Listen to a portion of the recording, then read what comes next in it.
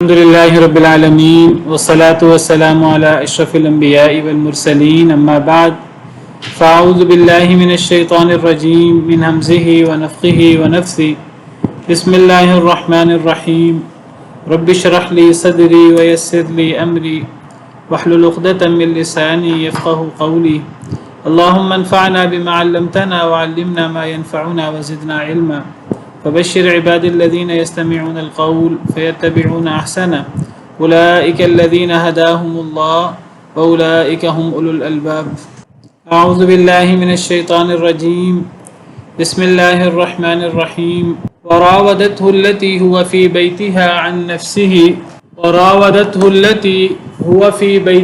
عن نفسه وغلقت الأبواب وقالت هيت لك قال معاذ الله إنه ربي أحسن مثواي إنه لا يفلح الظالمون وراودته التي اور پھسلایا ان کو پھسلانے کی کوشش کی سیدنا یوسف علیہ السلام کو الذی اس عورت نے ہوا فی بیتہا حضرت یوسف جس کے گھر میں تھے عن نفسہ ان کے نفس کے بارے میں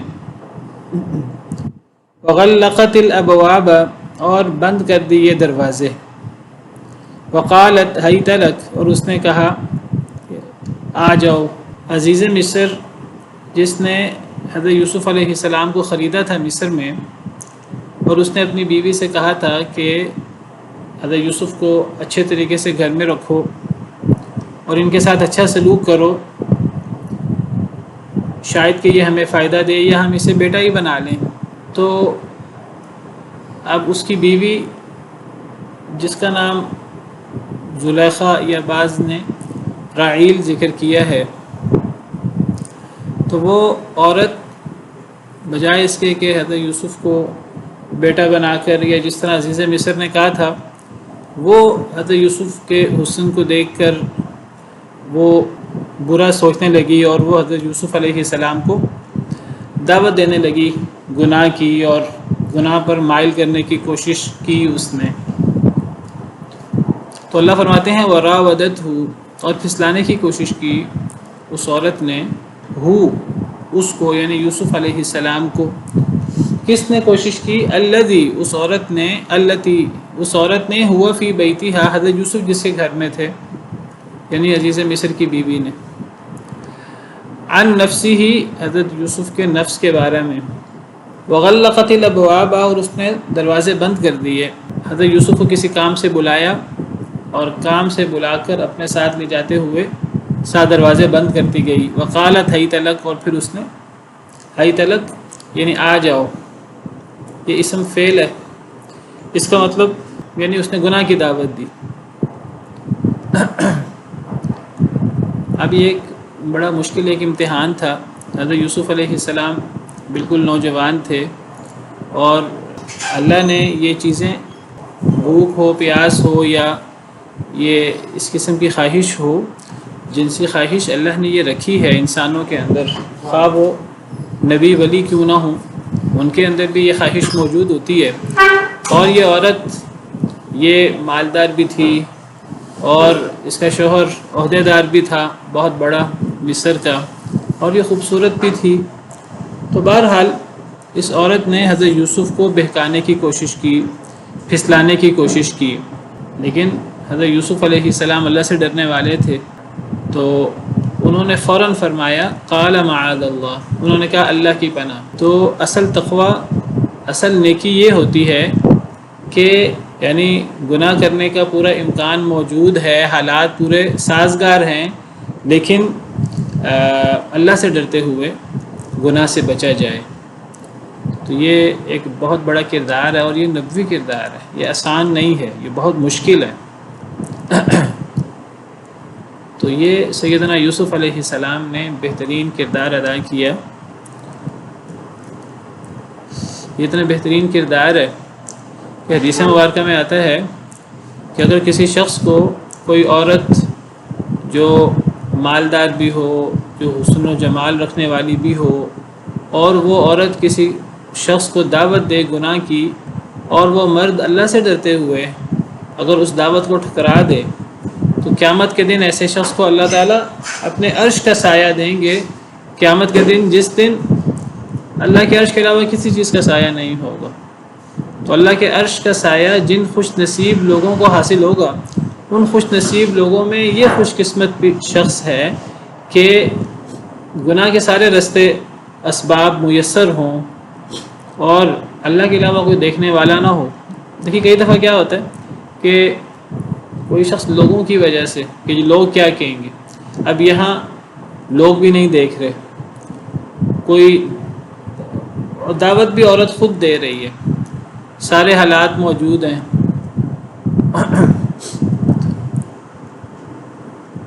تو حضرت یوسف علیہ السلام اللہ سے ڈرنے والے تھے حقیقی طور پر، تو انہوں نے معاذ اللہ کہا، اللہ سے پناہ مانگی، اور انہوں نے کہا کہ میں یہ کام نہیں کر سکتا۔ تو یہ ایک نبوی کردار ہے اور بہت مشکل چیز ہے، اور یہ نبوی کام ہے۔ بہت سارے لوگ ایسے موقع پر پھسل جاتے ہیں، کئی لوگ مجبوری بنا لیتے ہیں، جی مجبور تھا اور یہ تھا اور وہ تھا، لیکن جس نے بچنا ہو پھر اللہ تعالیٰ اس کو بچا لیتے ہیں۔ تو حضرت یوسف علیہ السلام نے اللہ سے پناہ مانگی اور اس کا انکار کیا۔ انہ ربی احسن مثوایا، بے شک وہ میرا رب ہے جس نے بہت اچھا کیا ہے میرا ٹھکانہ۔ حضرت یوسف کہنے لگے کہ میں اللہ کی نافرمانی کیسے کر سکتا ہوں، اعلان، یعنی اللہ دیکھ رہے ہیں اور میں اللہ کی نافرمانی کروں، اللہ کے تو مجھ پر احسانات بہت زیادہ ہیں۔ انہ ربی سے مراد اللہ تعالیٰ بھی ہو سکتے ہیں، اللہ میرا رب ہے، میں اس اللہ کی پناہ میں آتا ہوں جو میرا رب ہے، جس نے مجھے بہترین ٹھکانہ عطا کیے ہے۔ میرے بھائیوں نے تو مجھے کنویں میں پھینک دیا، لیکن اب اللہ نے مجھے بہترین ٹھکانہ عطا کیا عزیز مصر کے گھر میں، تو اب میں اس اللہ کی نافرمانی کروں جس اللہ نے مجھ پر اتنے احسانات کیے۔ بعض مفسرین کہتے ہیں یہاں ربی سے مراد مالک ہے، یعنی عزیز مصر۔ عربی زبان میں مالک کے لیے بھی رب کا لفظ استعمال ہو جاتا ہے۔ انہ ربی مراد اس سے عزیز مصر ہے، اس عورت کا شوہر۔ حضرت یوسف کہتے ہیں یہ تفسیر بھی صحیح ہو سکتی ہے۔ حضرت یوسف کہتے ہیں کہ میرے مالک نے میرے ساتھ اتنا اچھا سلوک کیا ہے کہ وہ تو کہتا ہے بیٹا بنا کر رکھو اور شاید کہ یہ ہمیں فائدہ دے، اس کے ساتھ اچھا سلوک کرو، وہ تو میرے ساتھ اتنا اچھا سلوک کر رہا ہے اور میں اسی کے گھر میں خیانت کروں، اسی کی بیوی کے ساتھ، چاہے دعوت بیوی دے رہی ہے، تو میں یہ اللہ کی نافرمانی اور یہ بے حیائی کیسے کر سکتا ہوں، میں اس کی خیانت کیسے کر سکتا ہوں، اللہ کی نافرمانی کیسے کروں، اور جس نے مجھ پر احسان کیا ہے میں اس کی خیانت کیسے کروں۔ جی اس میں دونوں صورتیں ہو سکتی ہیں، جیسے ہوتی ہیں جی عورت مجبوری کی وجہ سے کبھی وہ اس کے اوپر اس کی مجبوری کا فائدہ اٹھانا چاہتا ہوں، لیکن جب اس نے واسطہ دیا اللہ سے تو وہ ڈر گیا اور اس نے باز آ گیا۔ مجبوری سے کر رہی ہو کیا مطلب؟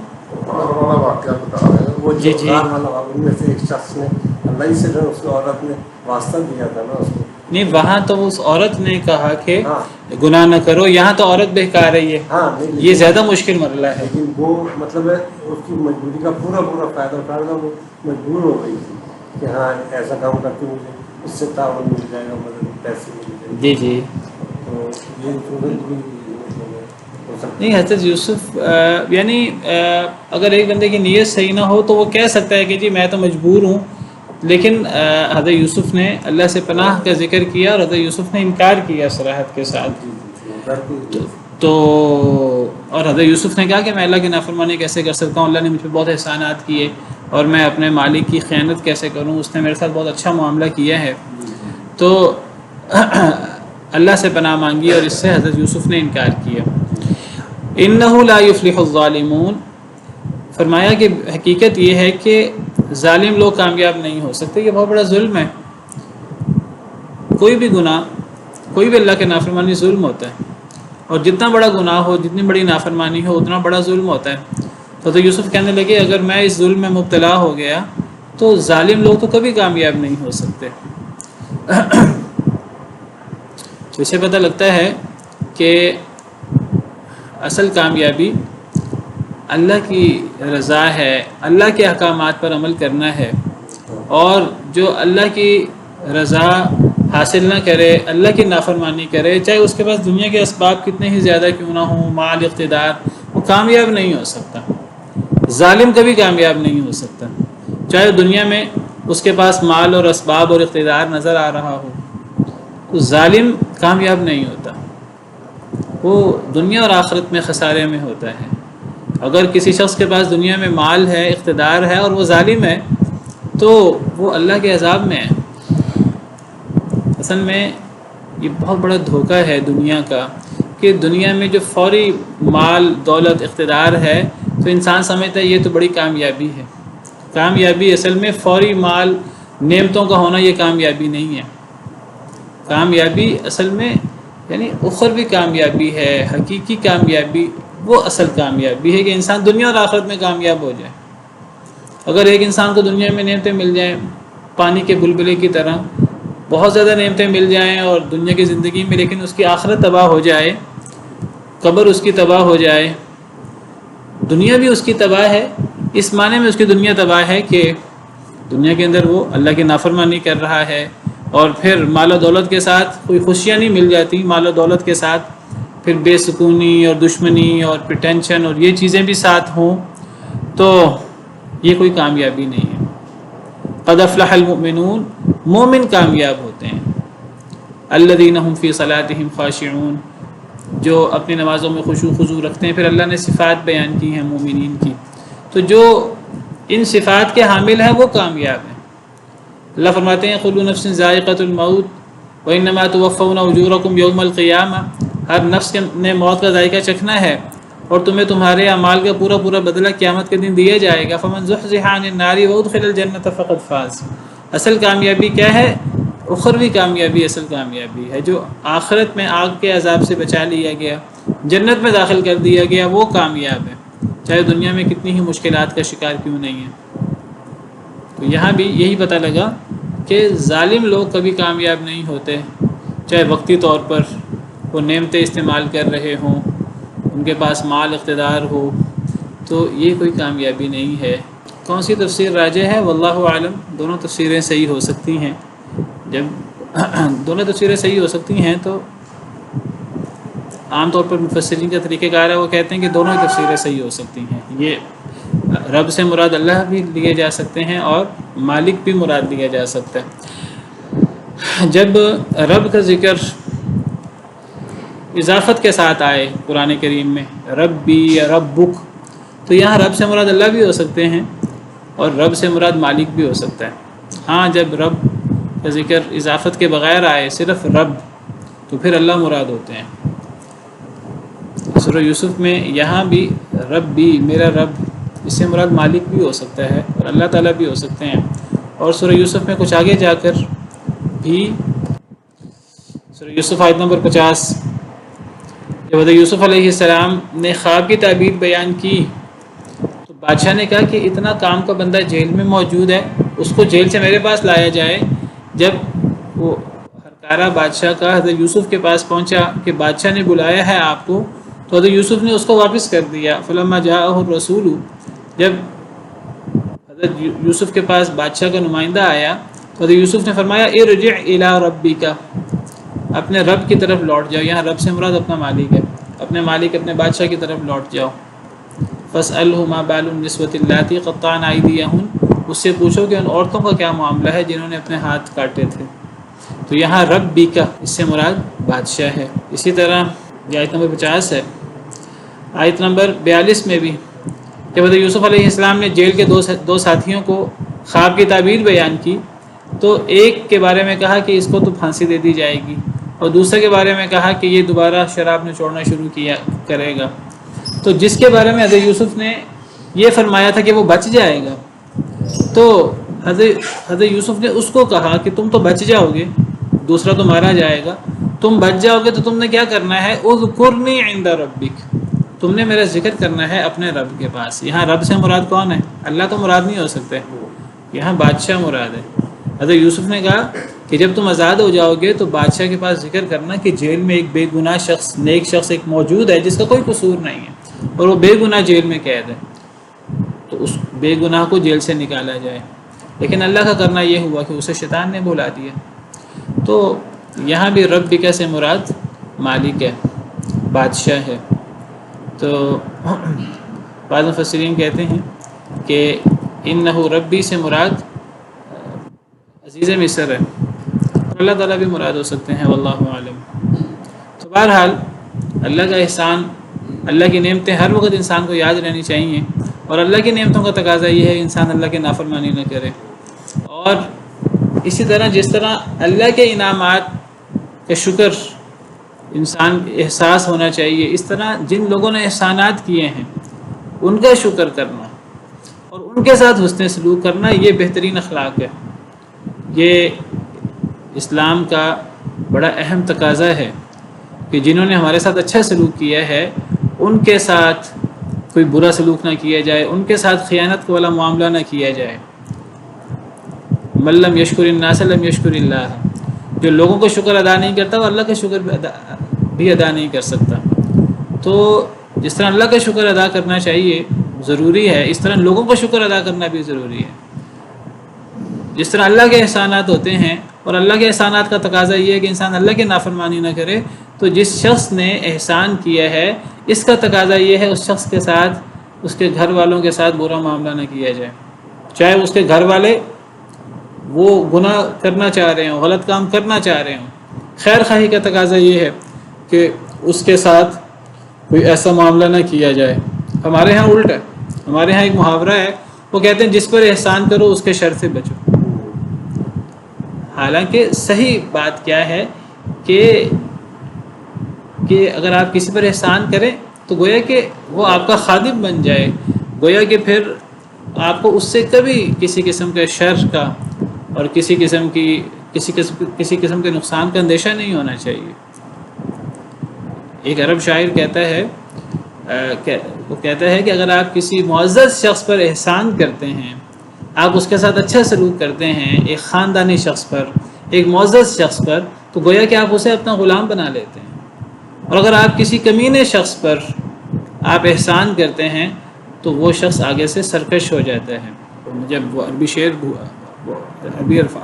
عربی الفاظ بھول گئے ہیں، تو ان انت احسنت الکریم ملکتہ وان احسنت اللئیم تمردا، اس طرح کر کے شعر۔ اگر آپ کسی کریم اور معزز شخص پر احسان کریں گے تو وہ آپ کے احسان کا بدلہ لازماً چکائے گا، اور وہ کبھی آپ کے ساتھ برا سلوک نہیں کرے گا، گویا کہ آپ اس کے مالک بن جائیں گے۔ یہی کردار سیدنا یوسف علیہ السلام نے پیش کیا، اللہ کا ڈر، اور عزیز مصر نے اچھا سلوک کیا میرے ساتھ۔ اور اگر کسی کمینے شخص کے ساتھ، کسی لئیم شخص کے ساتھ آپ احسان کریں تو وہ سمجھتا ہے کہ یہ میرے ساتھ احسان اس لیے کرے شاید اس کو میری ضرورت ہے، تو وہ اس کو الٹے معنوں میں لیتا ہے، وہ پھر آپ کے ساتھ شر کا معاملہ کرے گا۔ تو یہ کمینے پن کی نشانی ہے، یہ معزز شخص کی اور اچھے اخلاق کی نشانی نہیں ہے۔ دیکھیے انہ ربی احسن مثوائی، اگر یہ تفسیر کی جائے کہ بے شک عزیز مصر میرا مالک ہے اور اس نے مجھے اچھا ٹھکانہ دیا ہے، تو مجھے اس وجہ سے اس کی بیوی کے ساتھ مجھے بے حیائی نہیں کرنی، اس کی بیوی کے ساتھ مجھے خیانت نہیں کرنی، تو اس کا مطلب یہ نہیں کہ حضرت یوسف کے دل میں اللہ کا ڈر نہیں تھا، انہوں نے صرف دنیا کے احسان کا خیال کیا۔ معاذ اللہ تو پہلے کہہ دیا ہے، اللہ سے پناہ کا ذکر تو پہلے کر دیا ہے، یعنی معاذ اللہ، اللہ کی پناہ، یہاں تو اللہ سے مراد تو اللہ ہی ہے، یہاں تو مراد اللہ سے معبود مالک نہیں ہو سکتا، یہاں تو اللہ کی پناہ تو مانگی نہیں۔ تو گویا کہ اصل وجہ اس گناہ سے بچنے کی، اس برے عمل سے بچنے کی، وہ اللہ کا ڈر تھا، اور اللہ کے ڈر کے ساتھ یا تو انہ ربی احسن مثوائی سے اللہ ہی مراد ہے کہ اللہ نے میرے ساتھ اتنے احسانات کیے ہیں تو میں اللہ کی نافرمانی کروں، یا پھر انہ ربی احسن مثوائی ایک اور وجہ بھی ساتھ ذکر کی، اللہ کا ڈر تو ہے ہی ہے جو اصل ہے، اور اس کے ساتھ فرمایا کہ میں عزیز مصر کے ساتھ اس کے گھر میں خیانت کروں کہ جس نے میرے ساتھ اتنا اچھا معاملہ کیا ہے۔ تو یہ سمجھنا کہ اگر یہ دوسری تفسیر کریں گے تو گویا کہ اللہ سے ڈرنے کی بجائے حضرت یوسف نے صرف مالک کے احسان کی وجہ سے جو ہے وہ اس برے عمل سے بچے۔ اللہ سے پناہ کا ذکر تو پہلے ہی موجود ہے۔ وَلَقَدْ هَمَّتْ بِهِ، اور البتہ تحقیق ارادہ کیا اس عورت نے بِهِ حضرت یوسف کا، حضرت یوسف کے ساتھ اس نے حضرت یوسف کے بارے میں ارادہ کیا، یعنی برائی کا، حضرت یوسف کی جوانی اور حسن دیکھ کر۔ وَهَمَّ بِهَا، اور ارادہ کر لیتے حضرت یوسف بھی اس کا، لولا الرآ برہان ربی، اگر یہ بات نہ ہوتی کہ وہ دیکھ لیتے اپنے رب کے دلائل، اپنے رب کی دلیل۔ اس عورت نے ارادہ کیا برائی کا حضرت یوسف کے ساتھ، بے حیائی کا ارادہ کیا، اللہ کا ڈر نہیں تھا اسے۔ حضرت یوسف بھی ارادہ کر لیتے برائی کا، اگر ان پر اللہ کا انعام نہ ہوتا، اگر اللہ انہیں کوئی نشانی نہ دکھا دیتے۔ یعنی حضرت یوسف اللہ کے ڈر سے، حضرت یوسف اس برائی سے بچ گئے۔ اللہ تعالیٰ فرماتے ہیں حضرت یوسف اس برائی سے بچے، یہ نہیں تھا کہ حضرت یوسف کے اندر یہ داعیہ ہی نہیں تھا، حضرت یوسف کے اندر یہ داعیہ موجود تھا بحیثیت انسان، بحیثیت بشر، اگرچہ وہ نبی تھے، لیکن نبی انسان ہوتا ہے، اور جس طرح نبی روزہ رکھتا ہے تو نبی کے لیے بھی مشکل ہوتا ہے، اس کے اندر بھی کھانے پینے کا داعیہ ہے۔ اس طرح اگر نبی نافرمانی سے، برائی سے بچتا ہے اللہ کی، اللہ سے ڈر کر، اس کی وجہ یہ نہیں ہوتی کہ نبی کے اندر وہ احساس ہی نہیں ہوتا، وہ خواہش ہی نہیں ہوتی، نبی کے اندر بھی وہ خواہش ہوتی ہے۔ حضرت یوسف بھی اس خواہش میں مبتلا ہو سکتے تھے اگر اللہ ان کی مدد نہ کرتے، اگر اللہ انہیں اپنی نشانیاں نہ دکھاتے، اگر اللہ انہیں اپنی دلیل نہ دکھاتے۔ حضرت یوسف اللہ کی پناہ کا انہوں نے ذکر کیا اور اللہ کے ڈر سے وہ بچے، تو گویا کہ اللہ بتانا چاہتے ہیں کہ حضرت یوسف نیک تھے اور ان میں اللہ کا ڈر تھا، لیکن اللہ یہ بھی بتاتے ہیں کہ یہ اللہ کا احسان تھا، اللہ کی طرف سے رحمت تھی، اللہ کی طرف سے مدد تھی۔ اور یہ نبوی طریقہ کار بھی ہے، انبیاء کرام علیہ السلام بھی جب کوئی نیکی کرتے ہیں تو وہ نیکی کا کریڈٹ خود نہیں لیتے، وہ اپنی نیکی کا کریڈٹ وہ اللہ کو دیتے ہیں۔ وہ کہتے ہیں کہ اللہ نے چاہا تو میں اس برے عمل سے بچوں گا، اللہ نے چاہا تو میں صبر کروں گا۔ حضرت اسماعیل علیہ السلام، جب حضرت ابراہیم علیہ السلام نے ان کے سامنے اپنا خواب رکھا کہ میں نے خواب دیکھا ہے کہ میں تجھے ذبح کر رہا ہوں، اب تو بتا تیرا کیا خیال ہے، تو وہ حضرت اسماعیل کہنے لگے یا ابت افعل ما تؤمر، اے ابا جی آپ کر گزری جو آپ کو حکم دیا گیا ہے، ستجدنی انشاءاللہ من الصابرین، اگر اللہ نے چاہا تو آپ مجھے صبر کرنے والا پائیں گے۔ یہ نہیں کہا کہ میں صبر کروں گا، یہ میری نیکی ہے اور یہ میرا، انہوں نے صبر کا کریڈٹ خود نہیں لیا، انہوں نے کہا اللہ نے چاہا، اللہ کی مدد شامل حال ہوئی تو میں صبر کروں گا۔ تو یہاں آگے حضرت یوسف کے حوالے سے بھی موجود ہے، اگلے پیج پر ہی ہم پڑھیں گے آگے۔ یہ پہلے تو زلیخا نے یا راعیل نے برے فعل کا ارادہ کیا، بعد میں شہر کی عورتیں بھی ساتھ شامل ہو گئیں حضرت یوسف کو گناہ کی دعوت دینے میں اور ان چیزوں میں۔ تو حضرت یوسف نے جب یہ ساری صورتحال دیکھی تو اللہ سے پناہ مانگی، اور حضرت یوسف نے کہا کہ قال رب السجن احب الی مما یدعوننی الی، اے میرے رب مجھے قید زیادہ محبوب ہے اس سے جس کی طرف یہ عورتیں مجھے بلا رہی ہیں۔ وَإِلَّا تَصْرِفْ عَنِّي كَيْدَهُنَّ، اے اللہ اگر آپ نے مجھ سے ان کی چال کو دور نہ کیا، أَصْبُ إِلَيْهِنَّ، میں ان کی طرف مائل ہو جاؤں گا، وَأَكُن مِّنَ الْجَاهِلِينَ، اور میں جاہلوں میں سے ہو جاؤں گا۔ حضرت یوسف نے اللہ سے دعا کی اور کہا اے اللہ مجھے آپ کی مدد کی ضرورت ہے، اگر آپ نے مجھے ان عورتوں کے فتنے سے نہ بچایا تو میں کہیں ان کی طرف مائل نہ ہو جاؤں۔ یہ نہیں کہا کہ اے اللہ میں تو اپنی عفت اور اپنی عصمت کی وجہ سے ان سے بچ جاؤں گا۔ حضرت یوسف نے اللہ کے احسان کا ذکر کیا اور اللہ سے دعا کی کہ اے اللہ مجھے آپ کی مدد کی ضرورت ہے، آپ ان عورتوں کے بالمقابل میری مدد کریں۔ تو طریقہ کار یہ ہے، کوئی نیکی کرے انسان یا انسان گناہ سے بچے تو انسان کو اس کا کریڈٹ خود نہیں لینا چاہیے، انسان کو یہ کہنا چاہیے کہ اللہ نے میری مدد کی اور اللہ نے مجھے اس نیکی کی توفیق دی، یا اللہ نے مجھے اس برائی سے بچا لیا۔ نیک شخص کو بھی ایسا کرنا چاہیے. حضرت یوسف نے بھی یہی کردار ادا کیا، اور دیگر انبیاء کرام علیہم السلام نے، جیسے میں نے حضرت اسماعیل کی مثال دی، اور اللہ بھی یہی بات فرما رہے ہیں. اللہ فرماتے ہیں کہ اس عورت نے تو برائی کا ارادہ کیا حضرت یوسف کے ساتھ، حضرت یوسف بھی برائی کا ارادہ کر لیتے اگر وہ اللہ کی دلیل نہ دیکھتے. اللہ نے مدد کی حضرت یوسف کی، اور اللہ نے ان کی ایسی مدد کی کہ ان کو ایک دلیل دکھا دی. پہلے ہی وہ اللہ سے ڈرنے والے تھے، وہ دلیل دیکھ کر حضرت یوسف جو ہیں وہ مزید گناہ سے دور ہو گئے، بے حیائی سے دور ہو گئے. وہ خود بھی نیک تھے، اللہ نے بھی ان کی مدد کی. اور یاد رکھیے اللہ مدد ان کی کرتے ہیں جو خود گناہ سے بچنا چاہتے ہیں. یہ نہیں ہوتا کہ ایک بندہ گناہ سے بچنا چاہے ہی نہ اور اللہ کسی کی مدد کر دیں، یہ تو پھر اختیار کے خلاف ہو گیا. اللہ مدد بھی اس کی کرتے ہیں جو خود اپنے آپ کو گناہوں سے بچانا چاہتا ہے، پھر اللہ اس کی مدد بھی کرتے ہیں. تو اگر حضرت یوسف اپنے رب کی دلیل برہان نہ دیکھ لیتے تو وہ بھی ارادہ کر لیتے. وہ برہان کیا تھی، وہ دلیل کیا تھی، اللہ کو بہتر معلوم ہے. بعض مفسرین نے مختلف تفسیریں کی ہیں. بعض کہتے ہیں کہ زلیخا نے جب گناہ کی دعوت دی تو گناہ کی دعوت دیتے وقت بت تھا تو بت کے اوپر کپڑا وغیرہ ڈال دیا اور پھر دعوت دی. اس کا خیال یہ تھا حضرت یوسف جو ہیں وہ دعوت کو ٹھکرائیں گے نہیں. تو حضرت یوسف نے دیکھا کہ یہ اپنے معبود کو ڈھانک رہی ہے، تو اللہ تعالیٰ جو ہیں ان کے سامنے پردہ کیسے ہو سکتا ہے؟ اللہ کے سامنے تو پردہ نہیں ہو سکتا. حضرت یوسف خود بھی عفت والے تھے اور برائی سے بچنے والے تھے. مزید اللہ نے دلیل دکھا دی، مزید اللہ نے مدد کی. كذلك لنصرف عنه السوء والفحشاء، اسی طرح ہوا لنصرف، تاکہ ہم دور کریں، عنہ اس سے یعنی یوسف سے، السوء برائی کو، والفحشاء بے حیائی.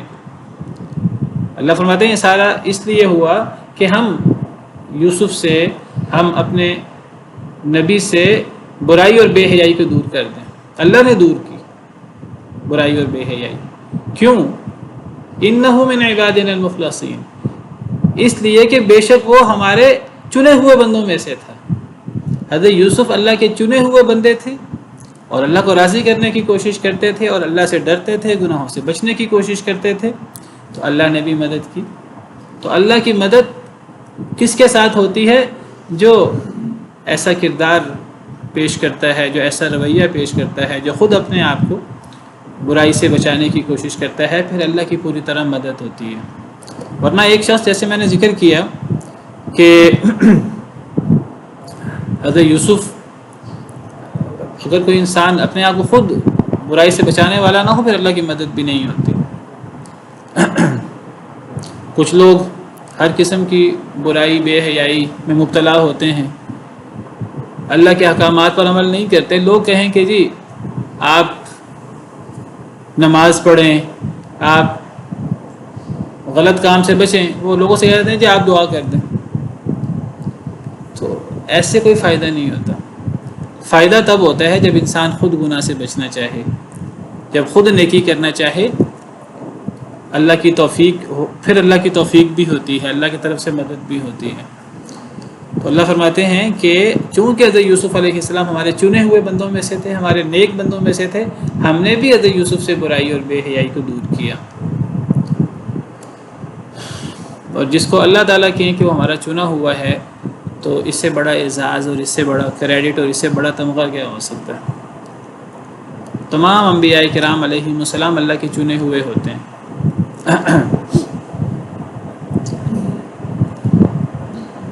حضرت موسیٰ علیہ السلام کے بارے میں اللہ فرماتے ہیں وَاذْكُرْ فِي الْكِتَابِ مُوسَىٰ إِنَّهُ كَانَ مُخْلَصًا وَكَانَ رَسُولًا نَبِيًّا. کہ کتاب میں موسیٰ علیہ السلام کا ذکر کیجئے، وہ اللہ کے چنے ہوئے تھے اور رسول نبی تھے. اور دیگر انبیاء کرام علیہم السلام کے بارے میں بھی اس قسم کا کریڈٹ اور اس قسم کا اعزاز ملتا ہے. وَاسْتَبَقَ الْبَابَ، ان دونوں نے دوڑ لگائی دروازے کی طرف. استبق، اس کا مطلب دوڑ لگانا ہوتا ہے. پیچھے جب حضرت یوسف کے بھائیوں نے جا کر باپ کو بتایا کہ جی وہ یوسف کو تو بھیڑیے نے کھا لیا ہے، تو وہاں انہوں نے کہا تھا کہ یا ابانا انا ذهبنا نستبق، وَتَرَكْنَا يُوسُفَ عِنْدَ مَتَاعِنَا، اے ہمارے ابا جان ہم تو دوڑ لگا رہے تھے. نَسْتَبِقُ، تو استبق یستبق، سین با قاف، سین با قاف کا مطلب ہوتا ہے سبقت لے جانے کی کوشش کرنا. سبق اس سے باب افتعال ہے. استبق، استبق کا مطلب ہوتا ہے ایک دوسرے سے سبقت لے جانے کی کوشش کرنا. تو اس سے فعل ماضی کا دوسرا صیغہ ہے. واستبقا، ان دونوں نے دوڑ لگائی. البابا، دروازے کی طرف. یہ کوئی ریس نہیں تھی، دونوں دروازے کی طرف لپکے. حضرت یوسف کسی اور مقصد سے اور زلیخا یا راعیل کسی اور مقصد سے. حضرت یوسف دروازے کی طرف بھاگے تاکہ اپنے آپ کو اس کیفیت سے، اس سچویشن سے اپنے آپ کو نکال سکیں، اس فتنے سے اپنے آپ کو بچا سکیں. اس نے دروازے بند کر دیے تھے. تو حضرت یوسف دروازے کی طرف دوڑے اپنے آپ کو بچانے کے لیے، اور وہ حضرت یوسف کے پیچھے دوڑی حضرت یوسف کو روکنے کے لیے، گناہ پر اصرار کرنے کے لیے.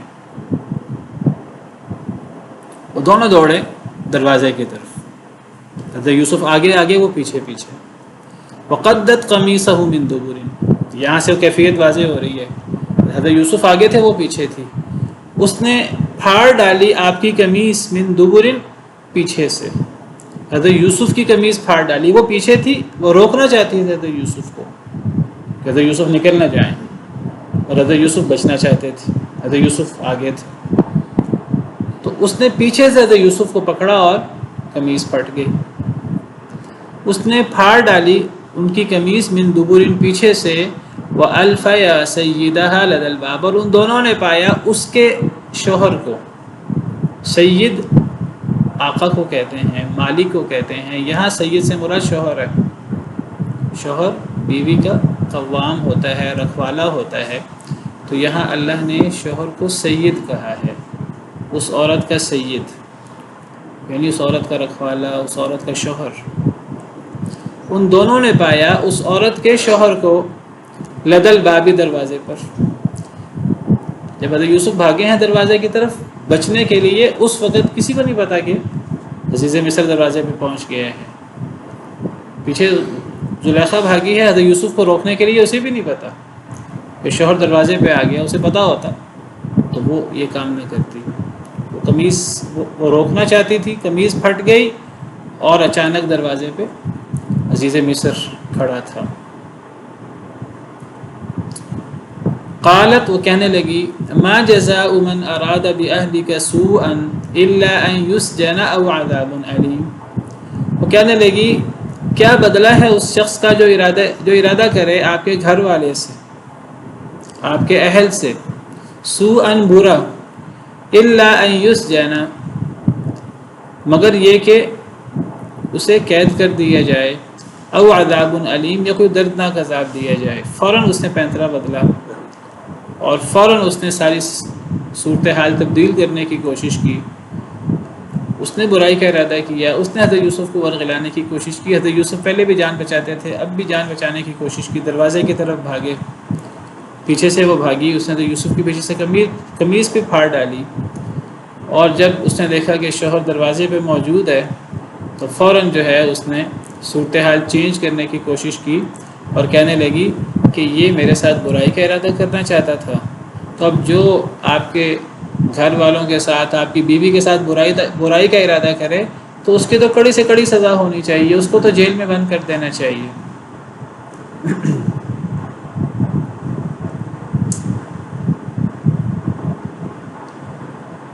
قال ہی راودتنی عن نفسی، قال حضرت یوسف نے کہا، ہی راودتنی عن نفسی،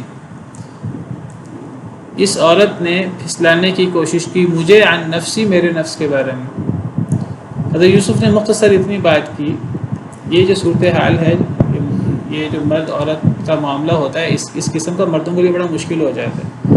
لوگوں کی ہمدردیاں عورت کے ساتھ ہوتی ہیں، چاہے عورت گناہ گار ہو، چاہے عورت کی طرف سے پہل ہو، تو ہمدردیاں لوگوں کی عورت کے ساتھ ہو جاتی ہے. اور جب عورت مظلوم بھی بن جائے، یہ عورت جھوٹی تھی، برائی کا ارادہ اس نے کیا، حضرت یوسف اپنے آپ کو بچاتے پھر رہے ہیں، پھر اس نے جو ہے وہ مظلوم بننے کا ناٹک کیا، لیکن حضرت یوسف نے اپنی صفائی پیش کی ہے، مختصر انداز میں اپنی صفائی پیش کی ہے، صرف اتنے الفاظ میں کہ نہیں میں نے کوئی برا ارادہ نہیں کیا، اس عورت نے برا ارادہ کیا ہے۔ اس سے پتہ لگتا ہے کہ حالات جیسے مرضی ہوں، چاہے حالات لوگوں کے سامنے ایسے ہی کیوں نہ آ جائیں کہ ایک انسان کا برائی کا ارادہ نہ ہو، لیکن ایسی کریٹیکل سچویشن ہو جائے کہ ان حالت میں عام طور پہ مرد کو لوگ قصوروار سمجھتے ہیں، لیکن انسان کو اپنی صفائی ضرور پیش کرنی چاہیے۔ حضرت یوسف نے اپنی صفائی پیش کی، یہ نہیں دیکھا کہ اس عورت کا شوہر ہے، یہ اس عورت کی ہی حمایت کرے گا، اور عورت بھی وہ بھی جھوٹ بول رہی ہے اور وہ بھی کہہ رہی ہے کہ یہ میرے ساتھ برائی کا ارادہ کر رہے ہیں۔ حضرت یوسف نے اپنی صفائی پیش کی۔ انسان کو اپنی صفائی پیش کرنی چاہیے، چاہے کوئی آگے مانے یا نہ مانے،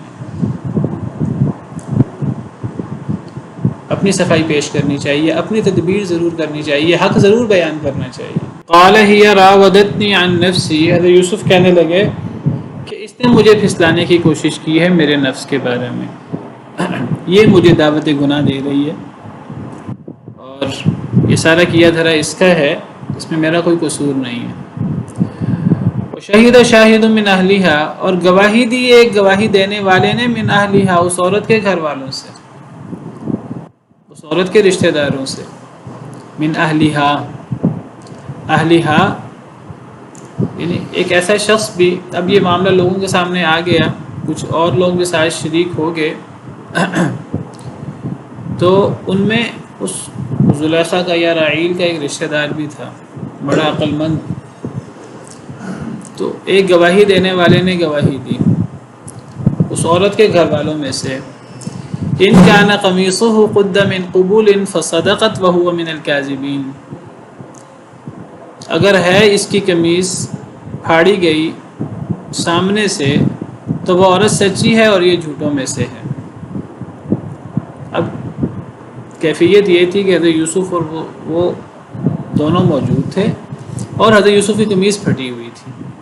اب ایک بڑا عقل مند شخص اس عورت کے گھر والوں میں سے تھا، لیکن اس نے حق کی گواہی دی، اس نے اس موقع پر اپنی رشتہ دار خاتون کی اس نے حمایت نہیں کی غلط، اس نے حق کی گواہی دی۔ وہ کہنے لگا کہ قمیص پھٹی ہوئی ہے، دیکھ لو قمیص کہاں سے پھٹی ہے، اگر قمیص آگے سے پھٹی ہے تو حضرت یوسف نے برائی کا ارادہ کیا ہے، کیونکہ جب آگے سے پھٹی ہوگی تو پھر برائی کا ارادہ حضرت یوسف کی طرف سے ہوگا، حضرت یوسف جھوٹے ہیں اور وہ عورت سچی ہے۔ وَإِن كَانَ قَمِيصُهُ قُدَّ مِن دُبُرٍ، اور اگر قمیص پیچھے سے پھٹی ہوئی ہے، فَكَذَبَتْ، تو یہ عورت جھوٹی ہے، وَهُوَ مِنَ الصَّادِقِينَ، اور حضرت یوسف سچوں میں سے ہیں۔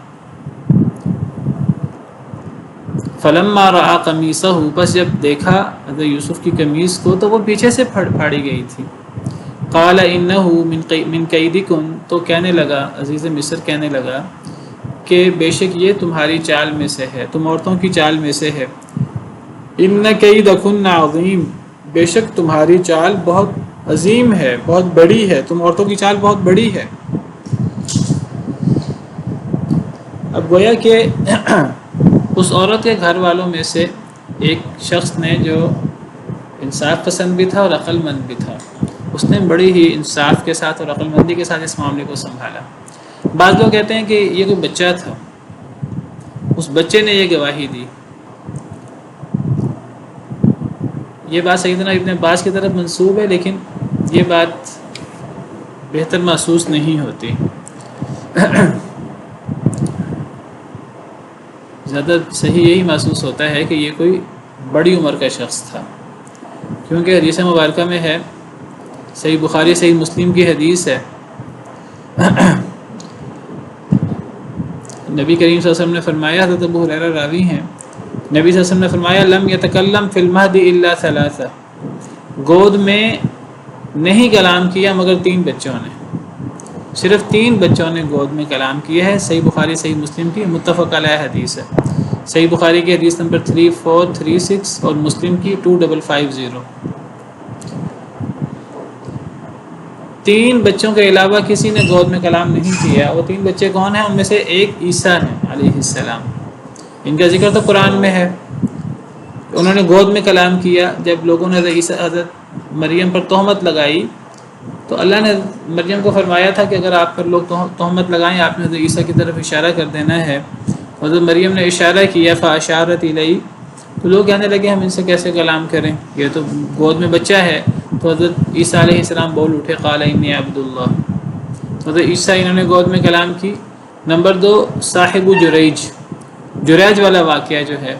جریج ایک نیک شخص تھا. ایک دفعہ وہ نفل نماز پڑھ رہا تھا، والدہ نے بلایا، آواز دی تو نماز کی وجہ سے وہ جواب نہیں دے سکے. دوسری دفعہ ایسا ہوا، تیسری دفعہ ایسا ہوا، وہ نماز پڑھ رہے تھے، نماز کی وجہ سے وہ جواب نہیں دے سکے. تو والدہ نے بد دعا دی کہ تجھے اس وقت تک موت نہ آئے جب تک تجھے اللہ بری عورتوں کا منہ نہ دکھائے. صحیح حدیث ہے، صحیح بخاری صحیح مسلم کی حدیث ہے. تو اللہ کا کرنا ایسا ہوا کہ ایک عورت جو ہے وہ اس نے بچہ جنا اور اس کا شوہر نہیں تھا. تو اس سے پوچھا کہ یہ کس کا بچہ ہے؟ تو وہ عورت کہنے لگی یہ جریج کا بچہ ہے. تو جریج بڑا نیک شخص تھا اور اس کا ایک خانقاہ تھی یا اس کی ایک عبادت گاہ تھی. تو لوگوں نے کہا کہ بڑے نیک بندے ہو. لوگوں نے آ کر خانقاہ گرا دی. حضرت جریج کو لوگوں نے لان تان کیا. تو حضرت جریج کہنے لگے کہ مجھے تم کیوں لان تان کر رہے ہو اور تم نے یہ میرا عبادت کا کیوں گرائی ہے؟ وہ کہنے لگے کہ تم نے تو زنا کیا ہے فلاں عورت کے ساتھ، تم اتنے نیک بنتے ہو. اس عورت نے الزام لگایا. جب عورت الزام لگا دی تو لوگوں کی ہمدردی عورت کے ساتھ ہوتی ہے. عورت جھوٹا الزام لگا رہی ہے. تو حضرت جریج کہنے لگے کہ اس بچے کو میرے پاس لے آؤ. تو جب بچہ لایا گیا تو حضرت جریج نے وضو کیا، نماز پڑھی اور پھر بچے سے کہا من ابو کا یا غلام، اے بچے تیرا باپ کون ہے؟ تو بچہ کہنے لگا راعی، چرواہا میرا باپ ہے. تو بچہ جو ہے بالکل وہ گود میں تھا. تو اس نے بول کر بتایا کہ میرا باپ یہ چرواہا ہے، اس چرواہے نے اس عورت کے ساتھ زنا کیا ہے. تو لوگوں نے کہا کہ ہم آپ کا عبادت خانہ سونے کا بنا دیتے ہیں. حضرت جریج نے کہا نہیں، مٹی کا ہی بنا دو جیسے پہلے تھا. تیسرا واقعہ جو اسی حدیث میں ہے کہ تیسرا بچہ جس نے گود میں کلام کیا ہے کہ ایک عورت بنی اسرائیل میں سے وہ اپنے بچے کو دودھ پلا رہی تھی. تو اس عورت کے سامنے ایک سوار آدمی گزرا جو بڑا مالدار، بڑا اقتدار والا. تو وہ عورت کہنے لگی کہ اللہ تعالیٰ میرے بچے کو بھی اس شخص جیسا مقام دے دے. تو بچہ دودھ پینا چھوڑ کر وہ بچہ بول اٹھا اور کہنے لگا کہ اے اللہ مجھے اس شخص جیسا نہ بنانا. پھر اس نے دودھ پینا شروع کر دیا. تو پھر ایک لونڈی گزری تو وہ عورت کہنے لگی کہ اے اللہ میرے بیٹے کو اس کی طرح نہ بنانا. تو بچہ دودھ چھوڑ کر کہنے لگا اللہم اجعلنی مثلہا، اے اللہ مجھے اس جیسا بنانا.